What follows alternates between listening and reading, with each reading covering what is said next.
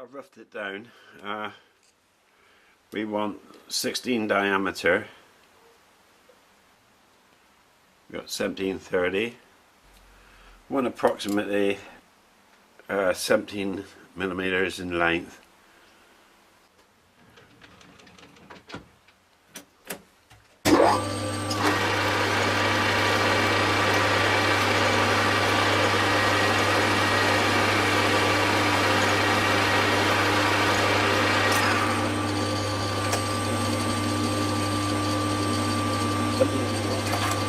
Miles to go.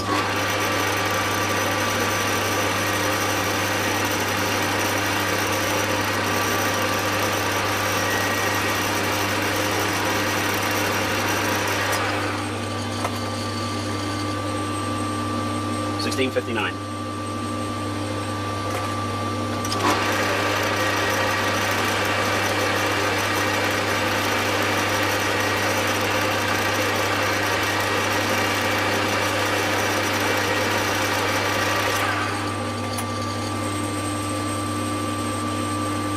$16.05.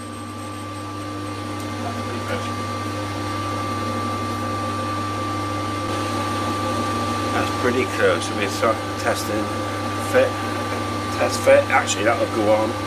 That will go on now. I'm happy with that.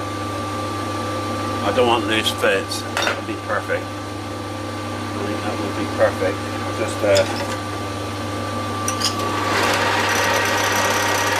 over the edge.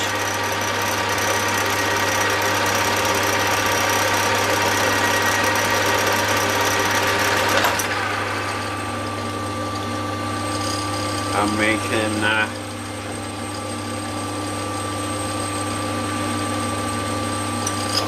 just take out the inner amount.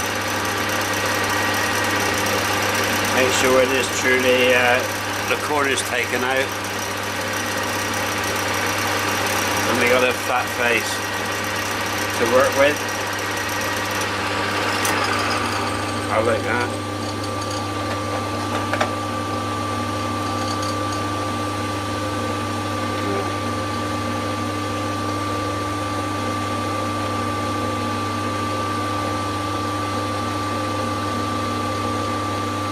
That's pretty good. That's what I like. Yes, yes, tight. Nice. Perfect. Absolutely perfect.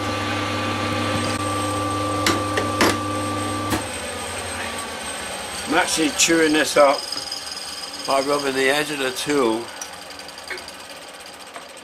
knocking him out of gear and rubbing him to chew him up in the vise. When I think he's right, I'll just give him a tweak on the vise and see if we've actually I'm quite happy with that. Can't really argue with that one, can you?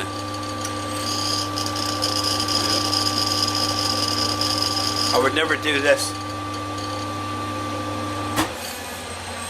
if I was machining journals each and bearing journals. I would never do this method. But for the all I need is to reduce the diameter enough to have a shoulder, so I can put bolts through. That's all. So it's non-critical. I wouldn't do this else. Normally, if to have it really critical setup, I would have machined a carrier to take this. Then I could machine it quite accurately. But there's no need. Just no need for it for this particular application. Okay, now it's set up in the vise. The next thing is we know what we want is a 4mm flange. Let's mark that one out.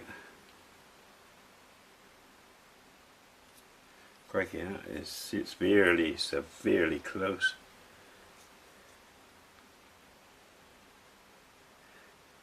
Well, if that's the case, that's going to have to be a 5mm flange and 18mm. We got 19mm there, but actually 18.5. So I think what I'm going to do here is just simply go with a 5mm flange. Take this down to 22mm. So virtually whatever is exposed in out of the vise, out of the chuck, we need to take down to 20mm.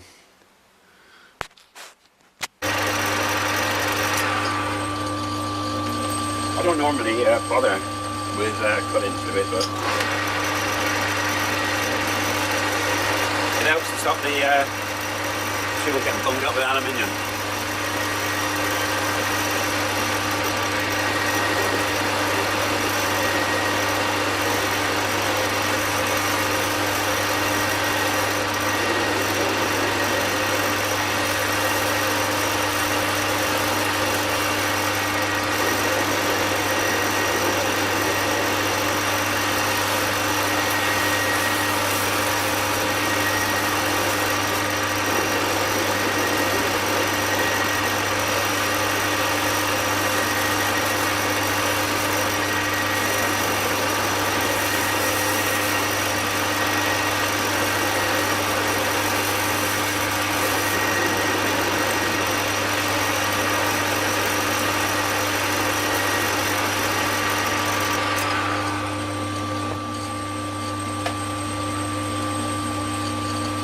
I think we're going down to 22. I'll have to recheck that, confirm I'm on 27.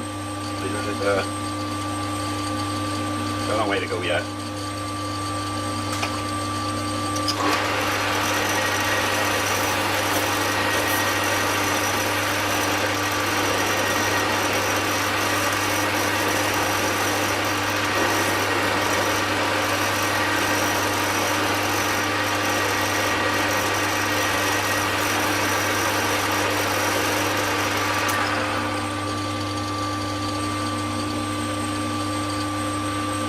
Four and a half roughly.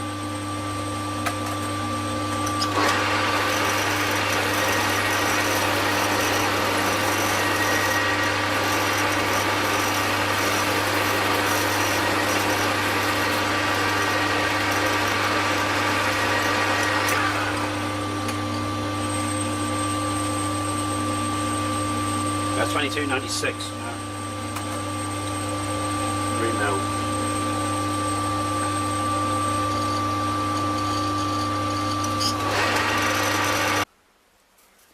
The actual recess that this fits in is 34.95mm. The only reason I've reduced this is so that the bolt heads can fit on this flange here. I might regret taking it down this far, because don't forget we got to have grub screws going through there to hold this one onto the shaft, and we only got 3mm to play with there. 3mm of thread. It might have been a good idea to mill down recesses to take the bolts, but never mind. It isn't a lot of metal, but we'll push on with this to see where we end up. I'm just reduce this flange thickness a little bit more, but I'm going to leave it at that diameter for now. See how we'll finish it off on that.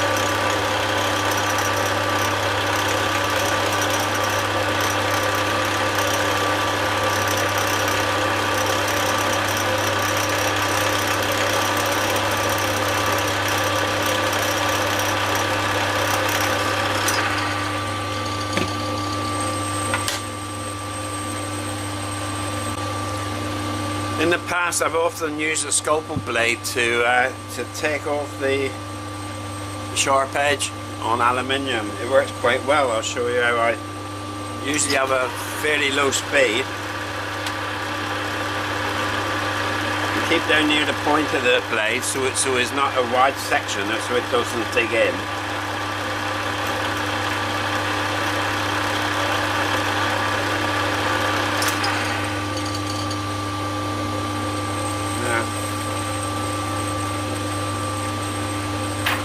Just depends on what you want. As you can see, this is not a precision item. I'm not really too concerned about it.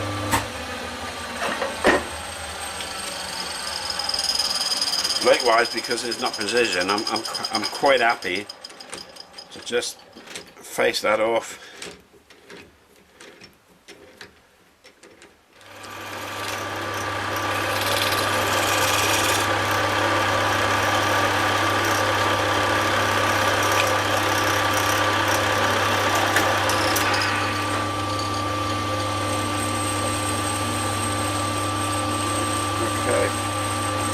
I'm happy with that. I'm happy with that.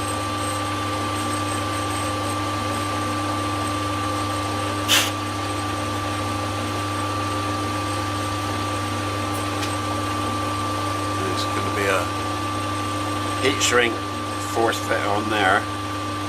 I can do away with there I do it. Force fit. I've mounted, this is the small 3-jaw chuck that I actually got for the smaller CNC mill, but I thought I'd use it, mount it on the table if it was possible here, and I've managed to do it with 2 of the 3 mounting bolts, but it is perfectly parallel, which I'll mount the this adapter. The key won't turn, the chuck key won't turn because it's too close to the table, so what I'm doing is winding it in with a screwdriver. There.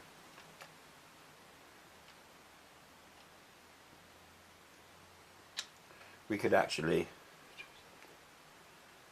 yeah, I'll just tighten it now with the if I can, with the key chuck. It's one of these pains. They don't actually, the Tommy bar don't slide, so I'm going to have to make a modification on that one. Okay, we don't need to be super tight, but that's fine. That's held. Well and truly held now.